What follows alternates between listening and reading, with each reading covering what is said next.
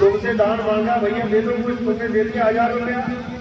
अब जाके मछली के पकौड़े खा रहा है, साथ में 800 की बोतल खरीद ली, तो कहाँ गया तुम्हारा दान? पाप में चला गया, क्योंकि तुम्हें कोई मिला ही नहीं जो तुम्हें बता सके कि दान देना है तो कहाँ देना है, पैसे लगेंगे तो कहाँ लगेंगे, फल मिलेगा तो कहाँ मिलेगा, ये सब भी गुरु ही बताता है। तो गुरु की मानता है कि गुरु होना ही चाहिए। अब गुरु होना चाहिए ये तो समझ में आ गया, लेकिन गुरु कैसा होना चाहिए, अब ये सवाल खड़ा हो जाता है, क्योंकि दुनिया में गुरुओं की कोई कमी थोड़ी नहीं है। कहते हैं एक पत्थर हटाओ तो 3-4 गुरु निकल आते बीच में से, कितने गुरु हो चुके हैं, गांव गांव में कोई ना कोई गुरु बन के बैठा है, आश्रमों के अवतार लगे हुए हैं। हरिद्वार चले जाओ, इतने लोगों के घर नहीं होंगे जितने आश्रम में वहां पे। ऋषिकेश चले जाओ, काशी चले जाओ, गुरु ही गुरु बैठे हैं।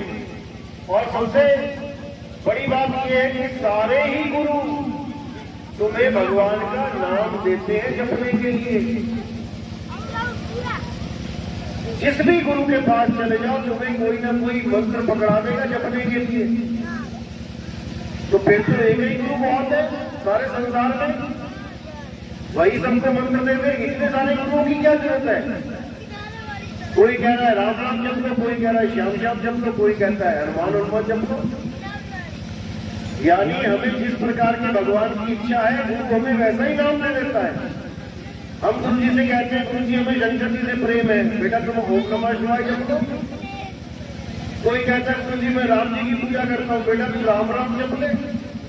कोई कहे मैं हनुमान जी की पूजा करता हूँ, बेटा हनुमान चालीसा पढ़ दे। अरे ये सब तो मैं बिना गुरु के भी कर सकता हूँ। कौन सा शिव भगत ऐसा है जिसे ओम नमः शिवाय मंत्र का नाम नहीं पता? कौन सा राम भगवान का शिष्य ऐसा है, भगत ऐसा है जिसको राम राम का नाम नहीं पता? कौन सा कृष्ण जी का भगत ऐसा है जिसको कृष्ण जी का नाम नहीं पता? ये नाम तो बिना गुरु धारण किए भी पता है हमें। और अगर नाम जपने से ही भगवान मिलेगा तो बिना गुरु के नाम जप लेंगे तब भी भगवान ही मिलेगा, शैतान थोड़ी नहीं मिल जाएगा। तो फिर गुरु की जरूरत क्या है जब वही नाम मुझे पहले से पता है? हरे कृष्णा हरे कृष्णा ओम नमः शिवाय। तो गुरु की क्या जरूरत है? टीवी खोलो, सुबह से लेके रात तक गुरु ही गुरु, गुरु ही गुरु। और क्या बता रहे हैं जो तुम्हें पता है? कौन सा राम कथा करने वाला गुरु कोई नई बात बता रहा है? वही कहानी सुना रहा है तुम्हें जो तुम बचपन से सुनते आ रहे हो। वही कृष्ण जी की लीला तुम्हें बार बार सुनाई जा रही है जो तुम सुनते आ रहे हो। टीवी में भी देख लिया तुमने, महाभारत देख लिया, हरे कृष्णा देख लिया, रामायण देख ली, सब कुछ तो देख लिया। जो बातें तुम्हें पता है वही तुम्हें हारमोनियम की तार के साथ राग के साथ सुनाई जा रही है। नया क्या कर दिया इन गुरुओं ने? और हम भी लगे हुए हैं।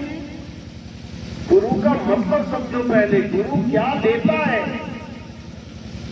गुरु का मतलब होता है जो तुम्हें ज्ञान देता है, नाम नहीं देता। यहां उल्टा काम चल रहा है, यहां गुरु नाम दे रहा है। क्या करो बचपन में तुम स्कूल गए, तुमने गुरु धारण किया, कौन सा नाम दिया जपने के लिए? गुरु ने तुम्हें ज्ञान दिया, 2 एकम 2, 2 दूनी 4, ये ज्ञान दिया तुम्हें और तुम उस ज्ञान को आज तक लेके बैठे हो। नाम नहीं दिया जपने को। अगर नाम दिया होता जपने के लिए तो आज भी जप रहे होते। तुमने किसी सिलाई करने वाले दर्जी को गुरु बना लिया। अब वो तुम्हें कोई नाम नहीं देगा, वो तुम्हें ज्ञान देगा। बेटा पैंट की कटाई ऐसे होती है, शर्ट की ऐसे होती है, सलवार सूट की ऐसे होती है, सिलाई ऐसे होती है, हर चीज ज्ञान देगा। बहुत अच्छी बात है, गुरु ज्ञान ही देता है। तुमने किसी मोटर मैकेनिक को गुरु बना लिया, अब वो भी तुम्हें नाम नहीं देगा जपने के लिए, वो तुम्हें ज्ञान देगा। कैसे पिस्टन को खोलना है, कैसे क्या करना है, मोबिल ऑयल कितना डालना है, सारा ज्ञान देगा। गुरु बना रहा है दुनिया में, जो तुम्हें कोई काम सिखा रहा है, वो तुम्हें ज्ञान दे रहा है, सिवाय एक के। कौन? ये जो भगवान के नाम पे गुरु बने बैठे हैं। ये तुम्हें कोई ज्ञान नहीं दे रहे, ये तुम्हें नाम दे रहे हैं, और वो नाम दे रहे हैं जो तुम पहले से जानते हो। तो इस गुरु का फायदा क्या हुआ? क्या फायदा हुआ इस गुरु का? कोई फायदा नहीं हुआ। अब करना क्या है? अब उस गुरु को ढूंढना है जो तुम्हें नाम ना दे, जो तुम्हें ज्ञान दे। कौन सा ज्ञान दे? जो मुझे नहीं पता है। मैं मोटर मैकेनिक के पास ज्ञान देने गया, मुझे नहीं पता था कि इंजन कैसे खोला जाता है, इंजन कैसे बनाया जाता है। मैं दर्जी के पास गया, मुझे नहीं ज्ञान था कैसे कटाई करते, कैसे सिलाई करते हैं। मैं किसी सुनार के पास गया, मुझे नहीं ज्ञान था कि कैसे सोने को डाला जाता है, कैसे जेवर बनाए जाते हैं। जो मुझे नहीं पता है वो बात मेरा गुरु मुझे बताए, तब समझो कि तुम्हें कोई ज्ञान मिला है। नहीं तो तुम्हें वही नाम मिल गया जो तुम बचपन से सुनते आ रहे थे। कोई फायदा नहीं है ऐसे गुरु का। और तुम्हें जो नाम दिया जा रहा है वो भी क्या दिया जा रहा है? केवल 52 अक्षर। ये जितने भी नाम हैं दुनिया में, ये कैसे पैदा हुए? किसी भी भगवान का नाम, किसी भी जात का नाम, किसी भी धर्म का नाम, किसी भी देश का नाम कैसे आया? याद कर लेंगे, जब आदमी आदि मानव के रूप में था। आदि मानव सुना है ना? आप 8वीं 7वीं क्लास में आ जाता है आदि मानव के बारे में, कि आदि मानव वो है जो बिल्कुल शुरुआत में इंसान की जो उनको प्राप्त किया जाए। ना पहनने के लिए कपड़े हैं, ना खाने के लिए अनाज है, ना रहने के लिए घर है, बंगले हैं। जानवर में जानवरों की तरह रहता है। ना कोई अक्षर है बोलने के लिए, ना कोई भाषा है। जब कोई अक्षर ही नहीं है उसके पास, तो कौन सा नाम जपता? अगर मुक्ति प्राप्त करनी होती, भगवान को प्राप्त करना होता। ये सारे नाम कब आए? जब आदि मानव ने अक्षरों की खोज करी। अक्षरों की खोज बाद में करी। सबसे पहली खोज क्या है आदि मानव की? अग्नि तत्व। सबसे पहले आग की खोज करी। पत्थर से पत्थर टकरा के आग पैदा करी। वहीं से खोज शुरू हो गई। आगे से आगे वो खोजता ही चला गया। पहिए की खोज करी, गोल पहिए की। उसके बाद अक्षरों की खोज करी। ये सारे अक्षर हिंदी, पंजाबी, उर्दू, फारसी, ये सब आदि मानव ने खोजे हैं। जो भारत में आने मानव थे उन्होंने हिंदी भाषा खोज ली। जो अमेरिका, इंग्लैंड में थे उन्होंने अंग्रेजी भाषा खोज ली। जो अरब देश में थे उन्होंने अरबी भाषा खोज ली। जो जापान में थे जापानी भाषा खोज ली। हर देश में जो आदि मानव थे जहां जहां पे, उन्होंने अपनी अपनी भाषा का विस्तार कर दिया, अक्षर पैदा कर दिए। अब उन्हीं अक्षरों के द्वारा संसार में हर चीज का नाम रख दिया। अंग्रेजों ने रख दिया वाटर, स्काई, एयर। हमने रख दिया हवा, पानी, आकाश। जापान में कुछ और रख दिया, ताइवान में कुछ और रख दिया, नेपाल में कुछ और रख दिया, चाइना में कुछ और। सारे अक्षरों को पैदा करके बैठ गए। यहां तक तो मामला समझ में आता है, चलो कोई ना कोई तो नाम रखना पड़ेगा जो चीज दिख रही है अपनी अपनी भाषा में। लेकिन असली झगड़ा कहां हुआ? जब भगवान के नाम रख दिए। एक ने नाम रख दिया अल्लाह, एक ने रख दिया राम, एक ने रख दिया वाहिगुरु, एक ने रख दिया गॉड। अब झगड़ा मच गया। मेरा अल्लाह बड़ा, नहीं मेरा वाहिगुरु बड़ा, नहीं मेरा गॉड बड़ा। कभी पानी को तो झगड़ा नहीं हुआ, जल बड़ा कि वाटर बड़ा कि नीर बड़ा कि धुएं बड़ा कि पानी बड़ा, कोई झगड़ा नहीं। झगड़ा भगवान का है। पानी दिखाई देता है इसलिए कोई झगड़ा नहीं। पानी दिखाई देता है इसलिए कोई झगड़ा नहीं, लेकिन भगवान दिखाई नहीं देता है इसलिए झगड़ा। अब बस ये समझना है कि जब ये अक्षर नहीं थे तब कोई नाम नहीं था, ना मेरा नाम, ना तुम्हारा नाम, ना किसी जात का नाम, ना किसी धर्म का नाम, ना किसी पंथ का नाम। तब ये मंत्र कहां थे? राम का रा कहां से आया? जब या रा ला वा शा ये लाइन बनी तब रा आया, पा फा बा भा मा जब ये लाइन बनी तो मां आया, आ का डंडा लगाया, राम बन गया। अल्लाह का आ कहां से आया? जब आ ई बनी। वाहिगुरु का वाह कहां से आया? जब या रा ला वा बना। यानी सारे अक्षर इन्हीं अक्षरों में से निकले हैं, इन्हीं को 52 अक्षर कहा जाता है। अब जितने गुरु संसार में बैठे हैं और तुम्हें 52 अक्षरों में नाम दे रहे हैं, बेटा ये जप ले, बेटा वो जप ले, बेटा ये जप ले, ये सब 52 अक्षरी गुरु हैं। ये सब 52 अक्षर देने वाले गुरु हैं, होठ कंठ से देने वाले गुरु हैं। और कबीर साहब क्या कह रहे हैं? 52 अक्षर जीव आधारा, आदि अक्षर जीव व्यासे न्यारा, वाही को सत सिमरण कहिए, सिमर सिमर कर पुत्र पारा। कबीर साहब समझा रहे हैं कि ये जीव का खेल है भाई। कोई अल्लाह अल्लाह कर रहा है, कोई राम राम कर रहा है, कोई वाहिगुरु वाहिगुरु कर रहा है, सब जीव का खेल है। अगर हमारी जीव ना होती या किसी की जीव कट जाए, अब कौन सा नाम लेगा भगवान का? यानी जीव नहीं तो नाम नहीं, यानी भगवान का नाम भी खत्म हो जाएगा जीव नहीं तो। ऐसा नहीं है। कबीर साहब कह रहे हैं होठ कंठ लागे नहीं। जो सच्चा नाम है परमात्मा का, उसमें होठ और कंठ लगते ही नहीं है।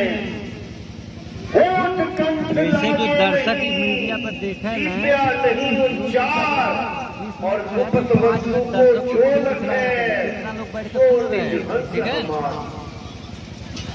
जो असली गुरु है वो तुम्हें ये होठ कंठ जीव से निकलने वाले नाम नहीं देता, वो इन नामों को छुड़ा देता है। अगर तुम जप भी रहे हो किसी गुरु से नाम लेके, कोई 5 नाम जप रहा है, ज्योत निरंजन ओंकार रारंकार सोहम सतनाम, कोई 7 नाम जप रहा है, ओम कलियम हरियम शरियम सोहम सत्यम, कोई 3 नाम जप रहा है, सत्संग शैवाल शबद रूपी नाम, कोई 7 में नाम जप रहा है। ये सारे नाम सच्चा गुरु छुपा देता है, नहीं जपना कुछ।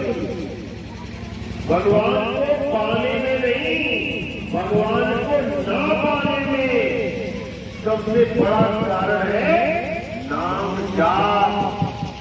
तुम नाम जपते हो इसलिए तुम कभी भगवान को पा ही नहीं सकते। भगवान को जपना नहीं है उसके नाम को, भगवान को खोजना है। जब प्यास लगती है तो पानी जपना शुरू कर देते हो क्या? या पानी खोजना शुरू कर देते हो? चाहे घर में ही बैठे हो अपने, प्यास लगी तो कहां भागते हो? रसोई की तरफ। रसोई में जाके देखते हो मटका पड़ा है, मटका देखा खाली है, आप क्या करोगे? अब आवाज हो जाए पानी कहां रखा भाई? खोजो, जब खोजोगे वस्तु मिलेगी। और प्यास लगने पे बैठ के पानी कपड़े लग गए तो कभी गला गीला होने वाला नहीं है। इसी को कबीर साहब कह रहे हैं, वो कहां ढूंढे रे बंदे, मैं तो तेरे पास में खोजी होए, तुरंत मिल जाओ एक पल की तलाश में। खोजी तो बनाओ।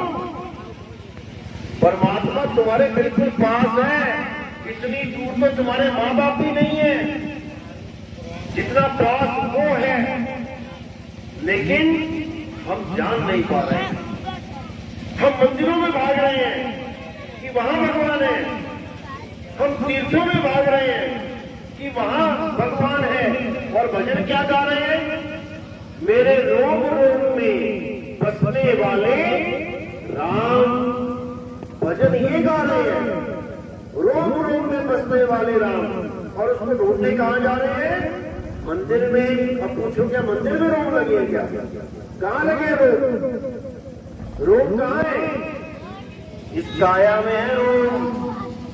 रोम रोम में बसने वाला राम, वो है असली राम जिसको खोजना है, वो है असली परमात्मा। मंदिर में तो केवल उसका सांकेतिक ज्ञान यानी एक मूर्ति रखी गई है। तुम्हारे दादाजी की मूर्ति लगी चौराहे पे, बहुत बढ़िया काम किया, दादाजी की मूर्ति लगी। हम खाना खिलाने दादाजी को, दादाजी के कमरे में जाओगे कि मूर्ति के पास लेके जाओगे? चौराहे पे थाली लेके जाओगे? दादाजी को खाना खिलाना है तो दादाजी के कमरे में लेके जाओगे कि चौराहे पे लेके जाओगे थाली? उनकी मूर्ति को खाना खिलाने के लिए। बस यही अज्ञान है। अब जिसको पता ही नहीं है कि दादाजी यही रहते हैं, वो बेचारा मूर्ति के पास जा रहा है खाना खिलाने। और जिसको पता है कि मेरे दादा मेरे पास है, वो कभी मूर्ति की तरफ देखेगा भी नहीं। इसी प्रकार जब हनुमान जी को पूछा गया कि भाई तुम्हारे राम तो जाने वाले हैं, अब तुम कैसे उनका दर्शन करोगे? तो हनुमान जी ने क्या एड्रेस बताया था? अयोध्या का एड्रेस बताया था कि वहां पे मंदिर जाया करूंगा मैं दिन रात। क्या किया था उन्होंने? अपनी छाती फाड़ के दिखाई। देखा ना सीन छाती वाला? कौन बैठा है छाती में? राम बैठे हैं छाती में। यानी मेरा राम मुझ में बैठा है, मुझे किसी मंदिर में जाने की जरूरत नहीं है। लेकिन ये तब होगा जब तुम गुरु धारण करोगे। वो गुरु तुम्हें समझाएगा कि बेटा तेरा राम कहां बैठा है। नहीं तो अगर उस राम के पास जा रहे हो जो मंदिर में बैठा है, तो पता लगा कि कोई चोर घुसा और राम जी की मूर्ति ही अष्टधातु की उठा के ले गया। गल्ले टूट जाते हैं, मंदिरों के घंटे चोरी हो जाते हैं। देखो अखबारें भरी पड़ी हैं, यहां तक कि भगवान की मूर्ति को ही उठा के ले जाते हैं इंटरनेशनल मार्केट में बेचने के लिए। बताओ, भगवान ही उठा के ले गए। इसी को समझना है। असली राम, उसको कोई हाथ भी नहीं लगा सकता। कौन है असली राम? उसका नाम है आत्म राम। कभी सुना है आत्म राम? आत्मा का नाम सुना है? ये आत्मा ही असली राम है, जिसके लिए कृष्ण जी ने गीता में समझाया, हे अर्जुन, ये आत्मा अजन्मा है, नित्य है, शाश्वत है। इस आत्मा को ना तो कोई शस्त्र काट सकता है, ना अग्नि जला सकती है, ना वायु सुखा सकती है, ना जल भिगो सकता है। ये है असली आत्मा, आत्म राम। इसी को जानना है।